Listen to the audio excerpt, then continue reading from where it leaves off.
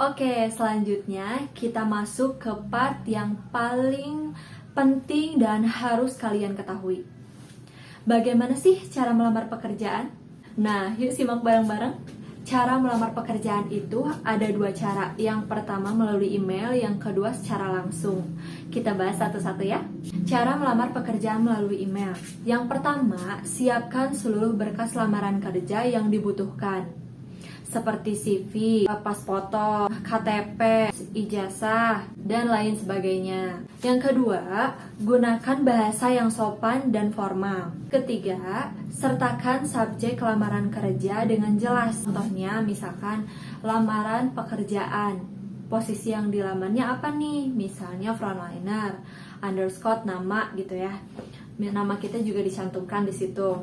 Keempat, isi body email lamaran kerja. Yang kelima, lampirkan dokumen yang sesuai. Pastikan ukuran dokumen tidak terlalu besar ya, agar bisa dibuka. Yang keenam, gunakan nama email yang profesional. Misalnya nama Wilinda Sylvia. Nah, pakai yang jelas, wilindasilvia@gmail.com. Jangan sampai email kalian alay gitu ya. Misalnya Wilinda Sylvia tapi A-nya itu pakai angka 4 kayak gini. Itu gak boleh banget. Itu backlist. Yang terakhir, pastikan waktu pengiriman email sesuai. Misalnya kalian mengirim email pada jam kerja. Jangan sampai kalian ngirim email malam banget nih ke HRD atau ke email perusahaan itu. Cara melamar pekerjaan secara langsung. Nah, yang pertama, cari tahu dulu nih lowongan pekerjaan apa. Misalkan dibutuhkannya bidang apa nih gitu ya.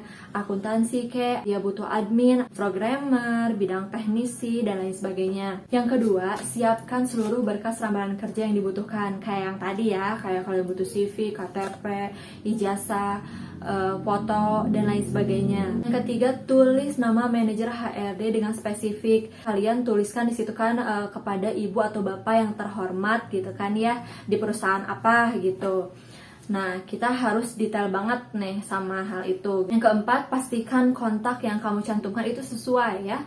Misalnya ke perusahaan mana nih, sesuai sama perusahaan nama itu, jangan sampai salah kirim. Kelima, perhatikan tanggal menulis surat dan rapikan seluruh surat lamaran ke dalam amplop coklat yang bertali gitu ya. Isi dan masukkan ke situ ya. Terus yang keenam, datangi satpam atau petugas penerima tamu. Titipkan berkas yang kalian tuju. Yang terakhir, kalian harus jaga sopan santun kalian saat mendatangi perusahaan tersebut meskipun kalian berhadapan dengan satpam ya. Jangan lupa berdoa, karena berdoa itu paling penting dari setiap lamaran pekerjaan kalian. Halo teman-teman, nah sekarang saya bakal sharing sedikit tentang pengalaman saya dalam melamar sebuah pekerjaan di perusahaan dan alhamdulillahnya keterima. Sebelumnya saya sudah tahu atau mendapatkan informasi tentang kriteria dan bagian apa yang mereka butuhkan gitu ya.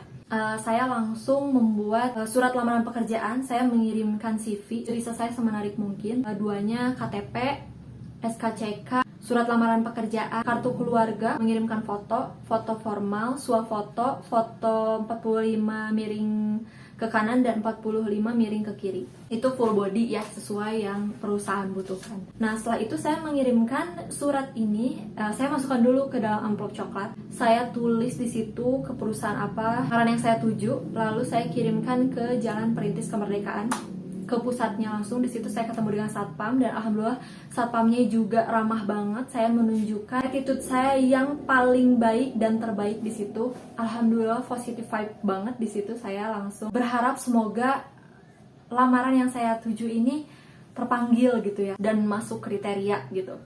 Nah, setelah itu tidak lama dari situ 2-3 hari saya mendapat panggilan melalui email untuk datang ke salah satu Wisma yang perusahaan itu miliki. Lalu saya tes, yang pertama tes tinggi badan, berat badan, sama pemberkasan. Nah, di situ kebetulan ada 7 tahap ya. Yang pertama itu sampai pemberkasan. Setelah itu 1 minggu kemudian ada tes interview dengan HRD dan direktur perusahaannya. Terus yang ketiganya tes matematika dasar. Empatnya ada tes psikotes. Yang kelimanya tes interview lagi tapi dengan psikolog. Keenamnya interview lagi, dan yang ketujuhnya itu tes kesehatan. Nah, setelah melalui berbagai tahap yang sudah saya jalani gitu ya, saya mendapatkan salah satu surat.